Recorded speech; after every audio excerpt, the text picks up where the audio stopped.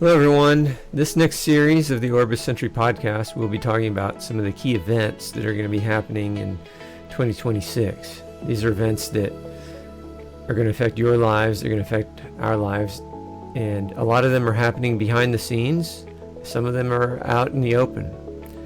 But this series will come in 4 different parts. Carl and I talk about what the different events are and what their impact is going to be, and in relation to how these things are affecting the current set of worldviews and where they've come from. So I hope you enjoy it. Thank you.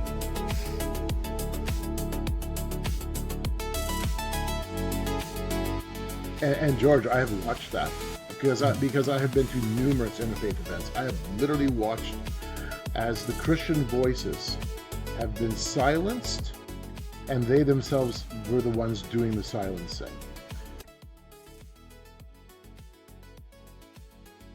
Next installment of the Orbis Sentry Report. And today we're going to talk about a lot of the upcoming events that are happening in the world around us, in the calendar events, and how they're affecting what's going to happen, how they're affecting geopolitics, how they're affecting society, how they're possibly affecting what people are thinking. So, Carl, before we really get going on that, did you have any thoughts on how you might want to introduce the idea of the calendar looking over the next several months? Yeah, for sure. I'll give a little bit of background as to what this calendar looks like. So I have been working with another geopolitical, cultural, religious researcher for years and years, Gary Kaw. He's the author of The New World Religion and En Route to Global Occupation. And I've helped him develop his quarterly newsletter. And I've been doing that, golly, since late 97, early 98. One of the things that we did, beginning, I think it was in the year 2000, we're talking a long time ago already, George, we pulled together a calendar of events to try to outline what the next 12 months will look like. And we have been doing that ever since. And so today I've got that calendar in front of me. I've given you a copy of it as well. There's more things to be added to the calendar, but it's a really good barometer to understand what the next 12 months look like in terms of global conversations, what the agendas may look like and how they may be driven. And it's an eclectic combination of both political, geopolitical, security-related events, and there's a lot more we can add. And also cultural, religious, and social shifting events as well. And so the calendar has been used. Gary and I have been using it, and we've been putting it out to his audience. Like I said, now since at least I believe it was the year 2000, and it has been a remarkably handy tool just to see, okay, what's coming down the road at us in the coming new year. And it tells a remarkable story of cultural worldview shifts because of the nature of the events. Now, one other thing to keep in mind too, George, is a lot of these events are repeating events. And so I always have that in the calendar, certain repeating events like the World Economic Forum, because it's important to keep that in mind that these are ongoing. This is an annual push. But then there's also other ones that aren't, that are one-time events. And so we can talk about some of those. And there will be others that we'll dive into, George, that are not on this list. But I think it'll make an interesting program as we wrestle through what does 2026 look like in terms of some of the larger events or more important events. That's kind of the background of this calendar. And we've kind of kept it in-house with Gary's organization, and but yet at the same time, I'm free to use it in this context too. So we'll just kind of poke into it and see what happens. Fantastic. Well, looking forward to it. This should be very interesting because just thinking about in light of world events right now, and 2026 is looking to be a very consequential year. Mm-hmm. So, all right. Well, let's get. Why don't we? How do you want to start? You want to just go through each Yeah, each event? we can do that, George. And then as we progress through it, no doubt we'll end up having side trails that we'll explore as well, because there's other things on the radar already that are not in this calendar. The calendar simply acts as just a skeletal framework to begin thinking through. All right, what does 2026 look like in terms of some of the larger conversations? Mhm. So the very first one is the World Economic Forum, which is happening in January 19th to 23rd, and of course that's taking place in Davos.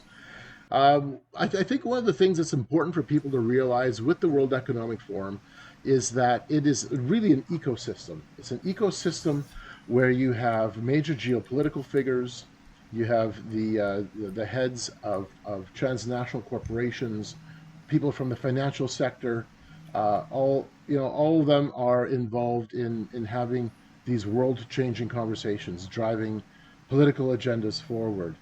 So, I mean, everybody's now at this point of the game seems to know what the World Economic Forum is. So it doesn't really require any additional detail. I get this. If there is one detail from a personal side that I'll simply add is with my book Game of Gods. This is one of the things that I regret. I had a section in a chapter on world order because I was writing the book back in 2016, 17, and published in 2018. I had a section in the book that dived pretty deeply into the World Economic Forum. But I took it out. I took it out because I thought, the average person doesn't know anything about the World Economic Forum. This is already information overload.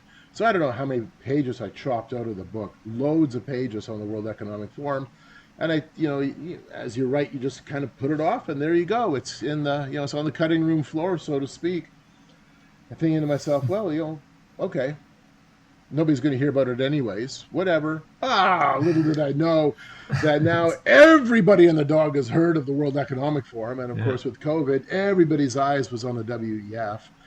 And that's one of my regrets with my book is, it wasn't that I would be first on the ground to talk about it. Not at all. Others had before, but I could have added some context to it.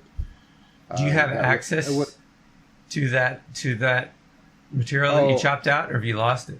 I don't know, George. It's already, many hard drives later. One of those kind of things. Right. Yes. Right. Okay. Yeah, and I think the World Economic Forum is important in the sense that, number one, of course, people know about it. But historically, it's interesting. They have, in the past, have had an interfaith component. So many of the talking points are built on sustainable development, climate change, all of these narratives that fit within that context of re-enchantment. This sense of our purpose now is to manage the earth, is to manage people so that we manage the earth better. At least that's kind of the messaging that comes through with it. Whether it's actually managed better or not is really debatable. I don't think it is. I think it's actually worse. But now you have entire bureaucracies built into this, and so it goes back, of course, to the late 1960s, early 1970s, when we all of a sudden went, well, we've got to start politicizing the environment, and of course we had the very first United Nations Summit on the Environment back in 1972. It wasn't called Summit on the Environment. I think it was on human ecosystem or human ecology, something to that effect. But it was essentially the very first United Nations event, major global summit on the environment. And that's when the World Economic Forum kind of kicked off, early 1970s, I think 71. And it was at that time, I think it was the European Management Forum. It has shifted its language and shifted its labeling, but it's the same thing. So,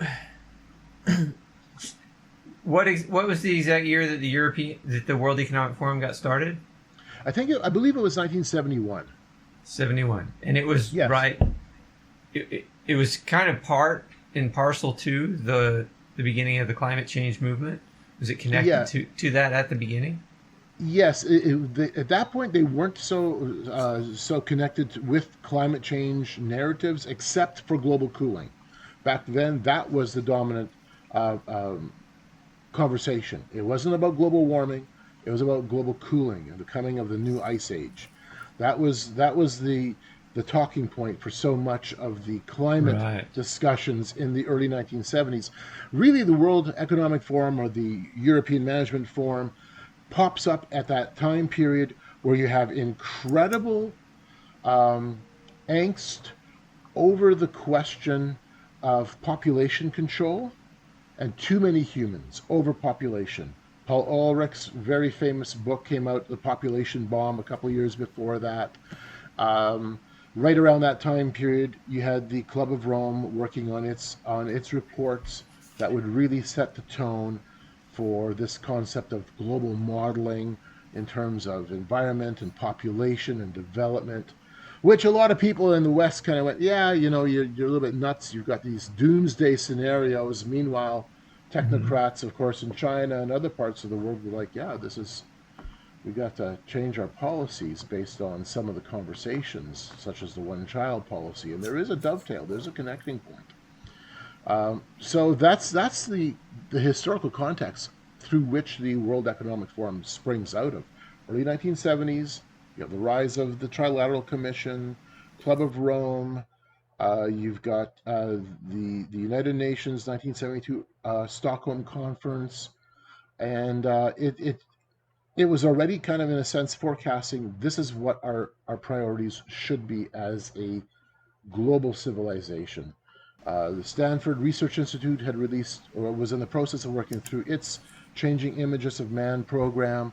And you've got this historical milieu of shifting political culture and international thinking to, in essence, a type of the purpose being we have to serve nature. And this gives us a pretext to put new policies, to put new ideas into action, and in essence, we create a whole new geopolitical conversation around the environment, which of course we are smack in the middle of. And it comes out of all that. And I know we're off on a rabbit trail, but it gives you a sense of why the World Economic Forum is important. It's part of this long-standing geopolitical / ideological worldview shift.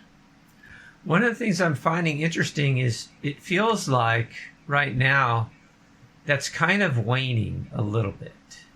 Not completely. Like, especially, when I read international news, the only people I hear talking about the dangers of climate change are Western-based news sources and politicians primarily in Europe. You don't even Right. hear, even though I would say the left-wing politicians in the United States still might mention it here and there, it's not one of their major talking points right now. And but in Europe, it still is. I mean, even the different security conferences that that they set up, like when we do the Munich Security Conference, they will always have as part of their agenda climate change things. And when China is involved, China will include that on their agenda. But when China is and they might even mention it, I guess, in I think I saw it in Shanghai Cooperation Organization reports, SCO, that that it's something that, but it's not one of their main efforts. It's almost like they're appeasing the European idea, and there is a battle for Europe right now. China smells weakness, and they are interested in really trying to bring Europe onto their side economically, while the United States is they feel like the United States is in somewhat antagonistic relationship with Europe. I would question that, but that's but yeah, so it's all very interesting. And of course, the World Economic Forum it's run by Westerners, right? I mean, you might have someone, a Chinese representative that, or a Chinese delegation that goes to it, but the people that set the policy are all Europeans. Yeah, they are Europeans. But what is interesting, though, with that, George, and really important, is that Klaus Schwab the former leader of the World Economic Forum, and still, the de facto voice, or Hmm. the image of it, with his villain outfits. Uh, Klaus Schwab has made it very apparent that he views China as the model by which we need to start to reorganize the world. That we need to reorganize how we live. He made that very clear. In fact, I think it was in 2020 or 2021 when Audrey and myself were both monitoring the live feed from the World Economic Forum. He was making statements to that effect, and we're like, "Oh wow, okay, well, we know we know where your eyes are at." Mm. Um, but you're right in terms of especially America's conversation. It's no longer focused on climate. Um, that's kind of faded in the background, at least in terms of your federal messaging. In my country, Canada, unfortunately, it is absolutely still a talking point, and it doesn't disappear. But we have shifted Canada. I believe our prime minister is intentionally trying to shift us towards a more Eurocentric partnership versus an Americentric partnership. That seems to be the flavor of where he's taking our country. Okay. Yeah, Wow. unfortunately.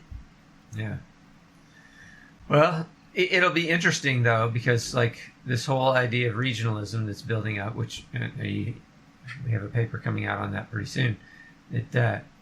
And I was listening to a geopolitical strategist talk yesterday, a guy named Scott Stimson, talking about the idea of a North American kind of regional union is something that, and he showed a map from it, that a lot of people were talking about in 1945. Yes. Yeah. Yes. So. Yep. That idea, George, is really interesting because it ideas like regionalism don't come from the grassroots. You take a look at the European Union. It wasn't a bunch of farmers who got together and said, "Hey, let's regionalize." It was representatives of the coal and steel industry. It was representative of major industry and the financial sector coming together. When you take a look at the idea of a North American regional development, and I documented this on my Substack a number of months ago, there was already conversations taking place in the 1980s and 90s in the banking community, specifically the central banking community, including the Canadian Central Bank and the U.S. Federal Reserve, over the idea of let's create an optimal currency area and a monetary union first, and then the politics might follow. So yeah, we've got these big ideas that are constantly floating, and it's like, all right, all of a sudden it disappears for a couple of decades, or it seems to, and then it reemerges again. And yeah, it tells me that the strength of the idea is resilient enough that it will pop up every few decades until either it's abandoned completely, which I don't think it ever will be, or something happens and some of the ideas all of a sudden come to fruition. Yeah, that's right.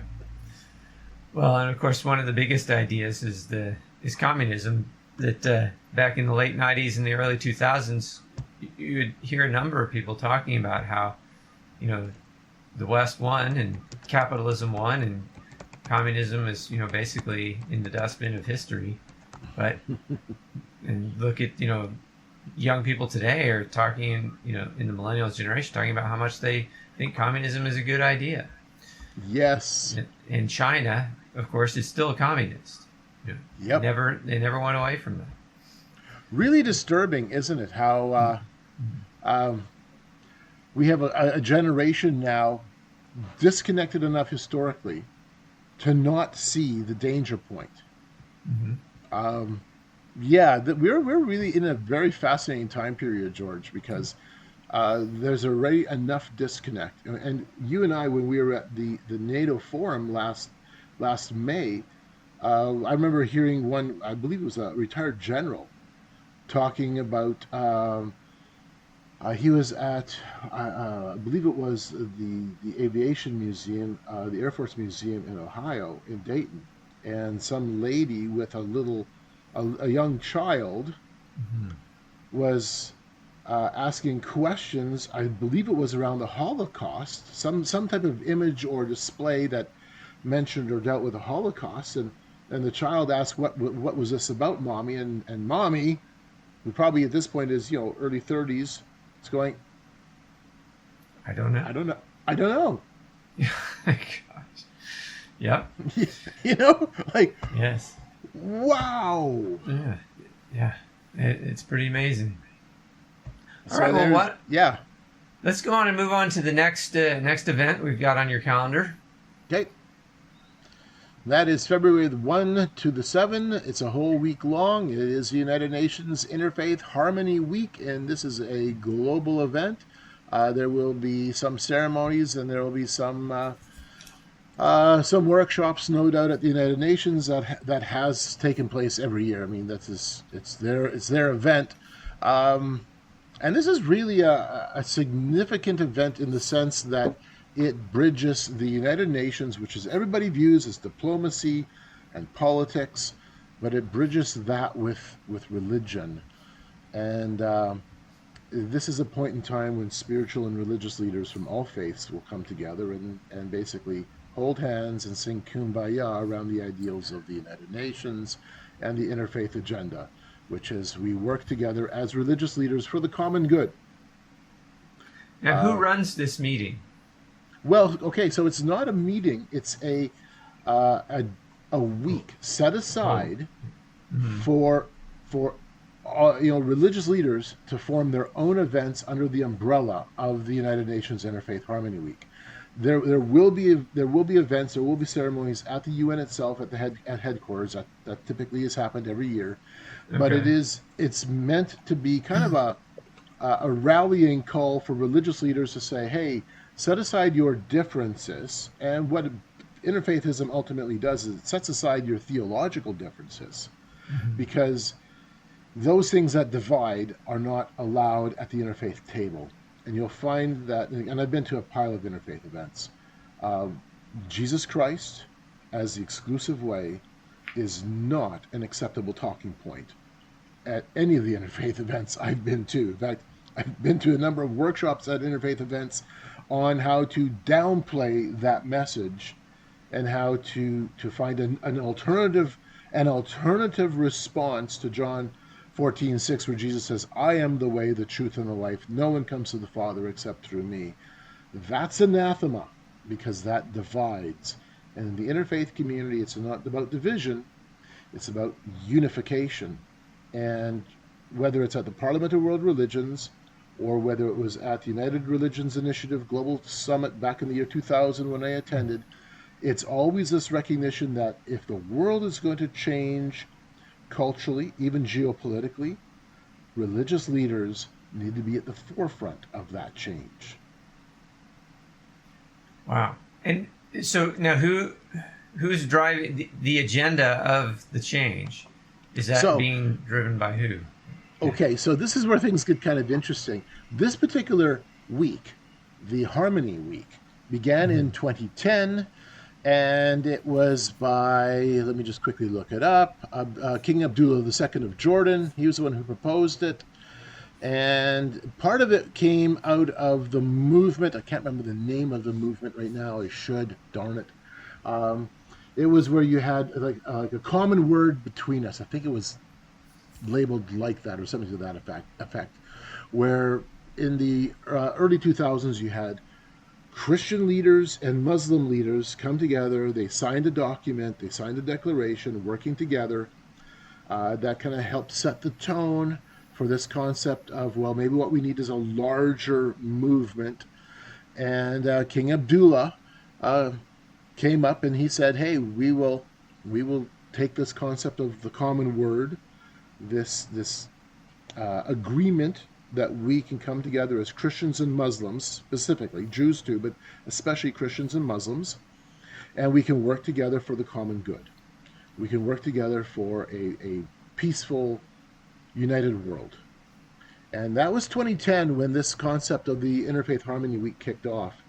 And it was a few years later, I can't remember what year it started, where it all of a sudden became official, and it ended up becoming a declared United Nations week. So the United Nations has development, or pardon me, has decades where they'll call it, let's say, the development decade, where they focus on, let's say, certain aspects of the sustainable development goals.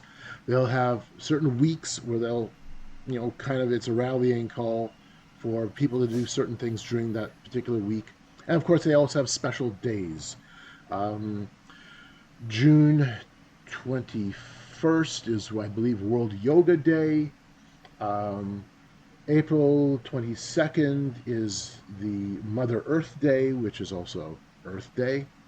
These are declared and institutionally now set in stone days that there will be special observances, special remembrances, special activities. And that's kind of what the Harmony Week is all about. You have a dedicated week where religious leaders can now act towards interfaith harmony within the framework of the United Nations, being the coordinator, or at the very least, bringing the energy to the table for world religious leaders to come together. That's very interesting. And I guess, so they, well, it'll be interesting to watch, to see where this goes and see who participates. Yeah, it is. And ultimately, what they're saying, kind of their agenda. They want. I mean, this is one of those things where, like, obviously, cooperation is good in the sense that we don't want to go to war with other people. Right. So, but at the same time, when we're talking about, when you so emphasize the cooperation, that cooperation becomes the salvation. Cooperation becomes, what the most important thing that overshadows everything else. Then it forces people like us who believe that Jesus is the only way of salvation. It forces us either out or to at least drop that messaging when. And George, I have watched that because I have been to numerous interfaith events. I have literally watched as the Christian voices have been silenced, and they themselves were the ones doing the silencing. I remember when I was an observer at the 2010 World Religion Summit, which is a parallel event. Now it's called the Interfaith Forum. It's a parallel event to the G8, G20, or I guess now G7 political forums. And in 2010, they hosted one in Winnipeg, Manitoba. And I was an observer, and I remember the one of the speakers made a comment that directly went against the Christian principle, the biblical principle of Jesus as the exclusive Savior. And the moderator asked if to the effect of if there was any Christian representatives who would address that. And now at this event, there was more Christian representation than any other religion. I'm in the nosebleed section, watching just as an observer. I have no voice, and there was an awkward silence as this majority Christian event. We had Buddhists, we had Muslims, we had Jews, we had indigenous shamans, we had all kinds of different people, lots of Baha'i, but the majority were representatives of Christian organizations and churches. How they remained silent. Wow. Literally kept their mouth shut. And I remember the moderator himself was a Christian representative to the event. So this is, that's what it looks like. All of a sudden, that's where it goes. You realize that, okay, if you want to have a seat at the global table, Mr. Christian pastor or seminary leader or the head of a major Christian denomination, and you attend these kinds of events, you're going to find that you don't have a voice in terms of bringing forth Jesus Christ as the exclusive way, because that creates division. Now, how much power do you feel like, or rather, not power, how much influence do you feel like this event has? Yeah, very important question. Very important question, George. Okay, I'll revert back to the 2010 World Religions Summit because there was something that happened that kind of shifted the tone of the event. And this goes to your question of influence. All of a sudden, there was a recognition that as religious leaders, they had more long-term influence as religious leaders than politicians had in terms of shifting the culture of a nation. They realized that politicians come and go. Every 4 to 6 years, politicians cycle out. They come and go. Presidents, prime ministers come and go. But they themselves may stay on in their position for their lifetime or potentially decades, and that their own denominations oftentimes transcend borders themselves. So the Anglican Union is an international body. The Roman Catholic Church, obviously an international body. You have international organizations in most Christian denominations. There is a transcendence of borders. It goes beyond just typically your own nation, and it was remarkable to watch them awaken to the realization that they have more long-term influence than political leaders, because they can do it. They can do it at the grassroots level, and they can bring these ideas into play over a long period of time and change the conversation within their denominations, within their seminaries, and that's going to filter down into congregations and right down into curriculum, and eventually to the pulpit. So I look at the interfaith movement as having an incredible amount of potential influence, because it already has. Last week I was at a funeral in a church on the other side of my province. I was at a United Church, which historically has been very involved in the interfaith movement. And I can tell you that if you want to see an example in my country, Canada, of a Christian denomination that 80 years ago would stand strong on biblical principles, at least it did relatively so back then, to the point now where they have drag queens brought in for story time to their churches. And I'm sitting there reading through their hymn book, More Voices United, a song, "Oh Beautiful Gaia," a song of praise literally to Mother Earth, to the Greek goddess Gaia, songs on our global oneness and how we all have to share our resources. I'm like, I'm not in a church. I'm at a United Nations meeting. That's amazing. So if we want to see how shifts take place, it's not just simply in the world of politics. It lands firmly in the realm of our religious institutions, religious movements, and even our own denominations.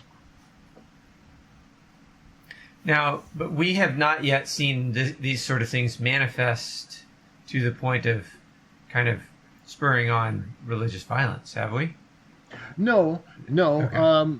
And by the way, the interfaith movement prides itself in its peace and unity, but it's not all peace and unity. I've watched some debates happen, and my friends Don Vino and Bill Hunsberger, I believe they were both there at the 1993 Parliament of World Religions when a fist fight broke out. I think it was between the Hindus and the Sikhs, or the Sikhs and the Muslims, something like that. Regardless, they literally watched,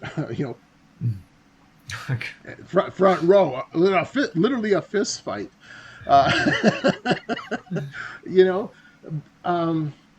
I think the side, when you're taking a look at the interfaithism and the religious movement, and by the way, the interfaith movement recognizes itself, and I've heard this with my own ears, that it's kind of the energy or the engine behind the progressive Christian side. It's where those thoughts and feelings and movements kind of have a deeper expression.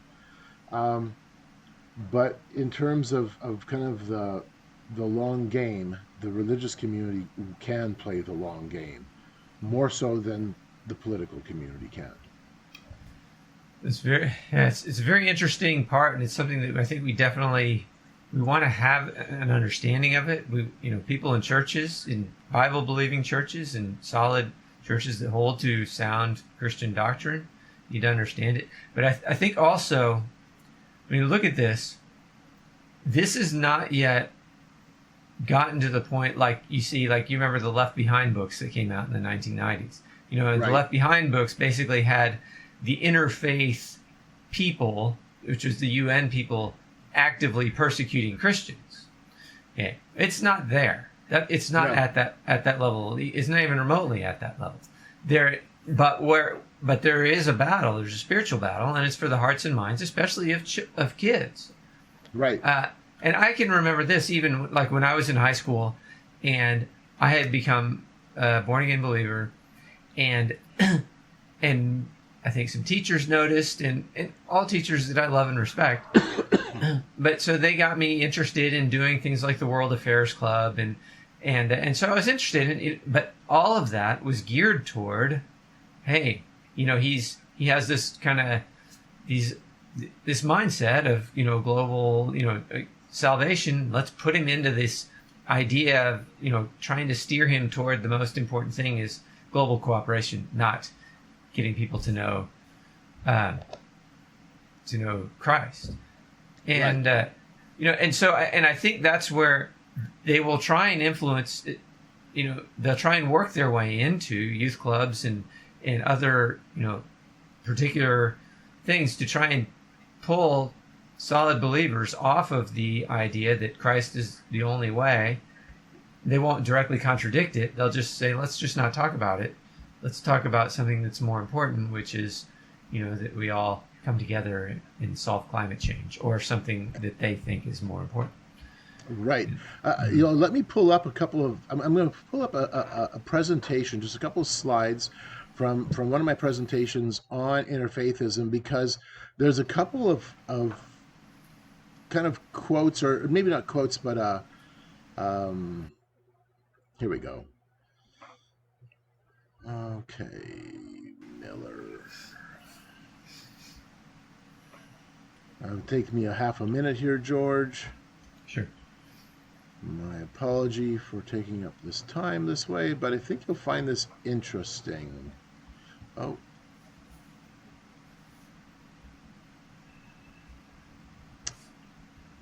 Shoot. Now I'm not going to find what I need, of course.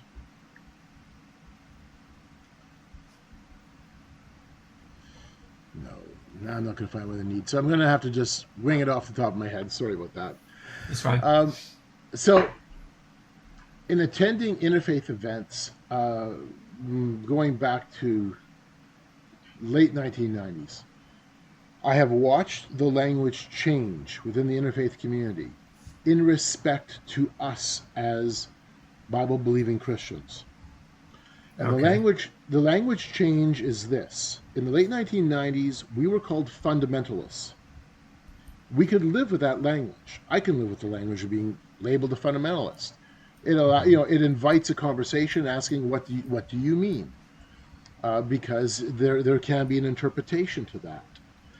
So we were called fundamentalists. Then the language shifted and we became exclusivists. And then I watched the language shift again, and we became extremists. The last parliament I attended in 2023, the language shifted again. Now we are authoritarians. And in one of the workshops that our team attended, they were now discussing conservative evangelical Christians using the T word, terrorists. They said that at which one? 2023 Parliament.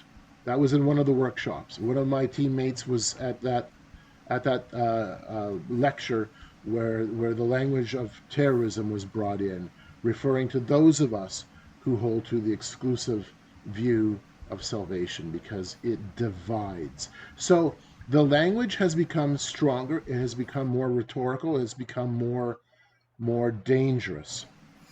Very interesting. Because we can have a conversation around fundamentalism. I can have a conversation around even exclusivism. Fantastic. We'll have a conversation around that.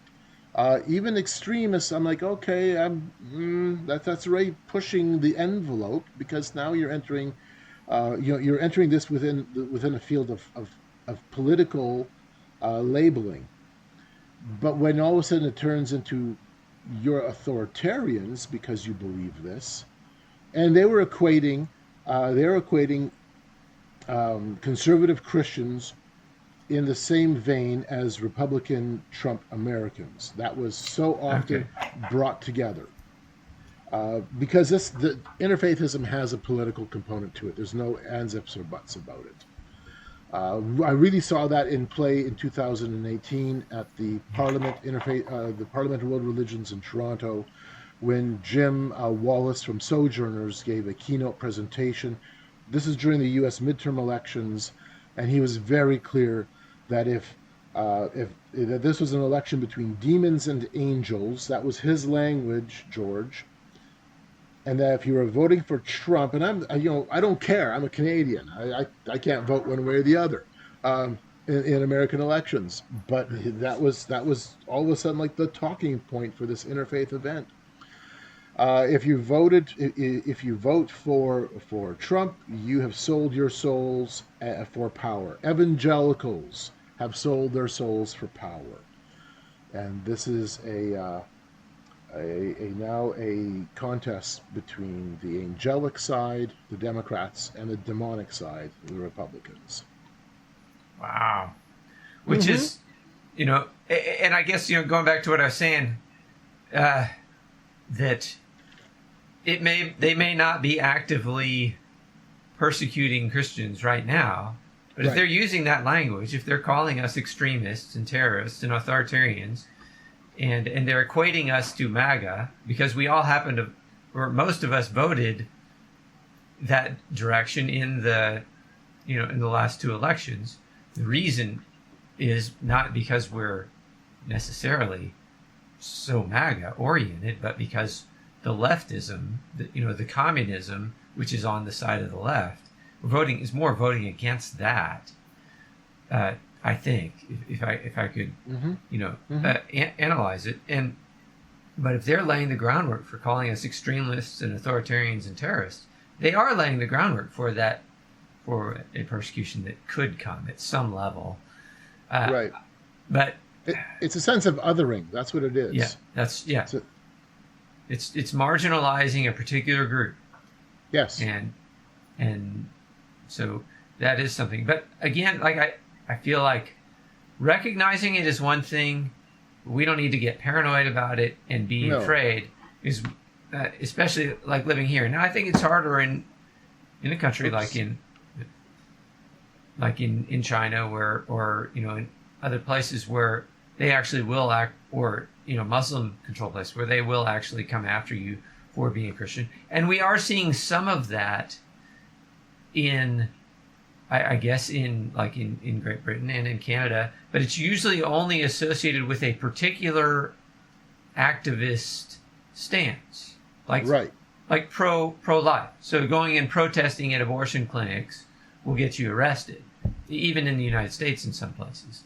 Well, while we think that's wrong, but that doesn't mean that they're coming after all Christians. It doesn't mean that they're going into churches and arresting people and shutting down the churches. The point being, we need to have a right understanding of what exactly the effects are of this sort of thing.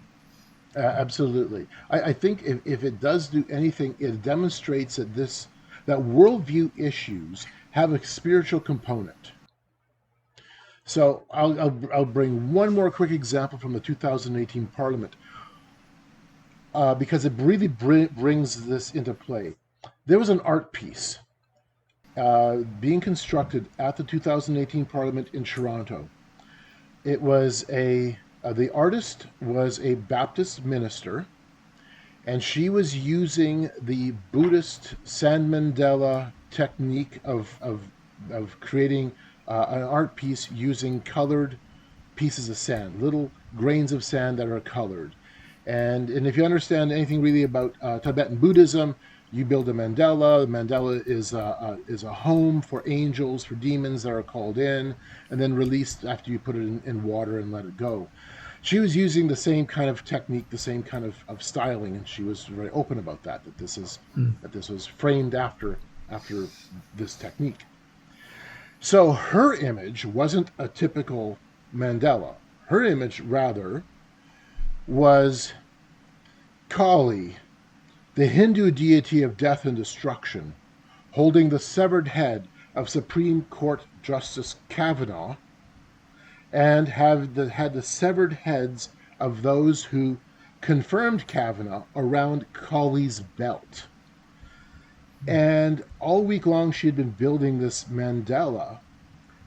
Again, okay, Baptist minister using a Buddhist artistic technique known within Tibetan Buddhism to depict an image of Kali, a Hindu deity, who has just ripped off the head of Supreme Court Justice Kavanaugh.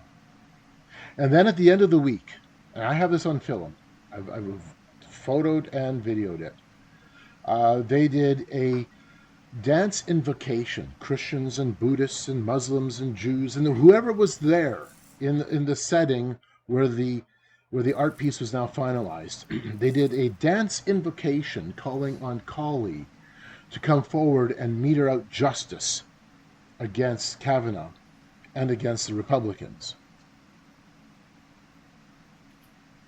Unbelievable. It was wild.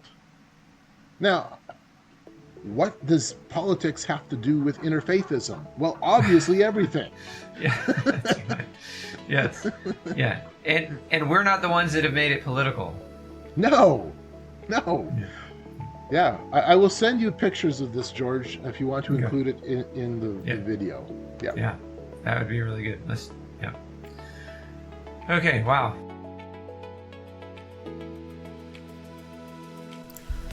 Okay, that is our first segment.